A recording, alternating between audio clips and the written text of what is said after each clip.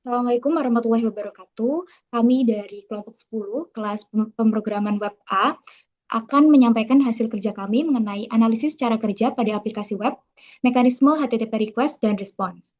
Sebelumnya, izinkan kami untuk memperkenalkan diri terlebih dahulu. Saya Tia Raisya Agni dengan NIM 2424 1010 2015. Perkenalkan nama saya Aden Alexandria Saiful Perdana dengan NIM 242410102033. Perkenalkan nama saya Turana Suti dengan NIM 242410102091. Baik, di sini kami akan menjelaskan untuk tugas pertama PWeb yaitu untuk membuktikan apakah cara kerja yaitu cara kerja web mulai dari menerima mengirim permintaan request dan bagaimana server memberikan jawaban yaitu respon diminta oleh pengguna dengan akurat. Tujuan laporan ini untuk melakukan evaluasi serta menganalisis apakah contoh isi permintaan Google Chrome dan jawaban dari server yang ditunjukkan di materi perkuliahan sudah sesuai dengan teori teknis yang sebenarnya seperti itu. Kemudian selanjutnya ini akan dijelaskan oleh rekan saya. Selanjutnya bab 2 itu pembahasan. Di sini saya akan menjelaskan pada 2.1 tentang permintaan Google Chrome terhadap server. Di mana pada materi perkuliahan sudah benar gitu, sudah benar bahwa permintaan Google Chrome pada server terdapat pada slide ketujuh, di mana terdapat HTTP request.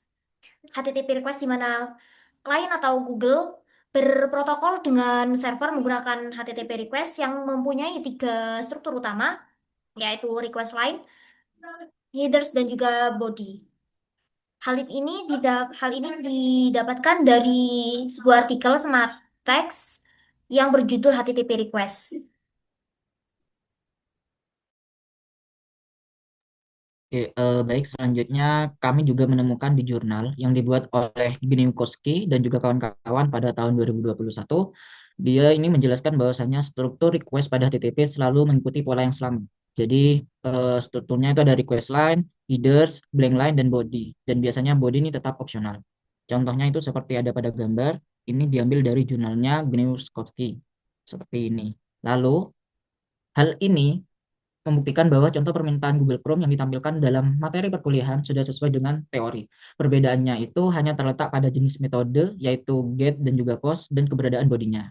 Nah, format dasarnya itu tetap konsisten, tapi dengan standarnya HTTP 1.1. Untuk yang selanjutnya, pada poin 2.2 itu adalah jawaban dari server, di mana pada PPT slide 8 ditampilkan jawaban dari server dan bagaimana cara server itu memberikan jawaban terhadap permintaan dari user.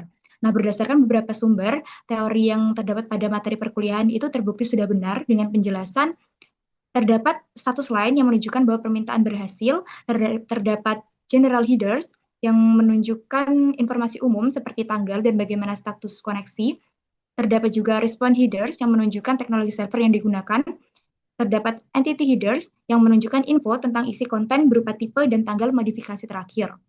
Terdapat juga message body yang merupakan isi dari halaman web itu sendiri berupa HTML.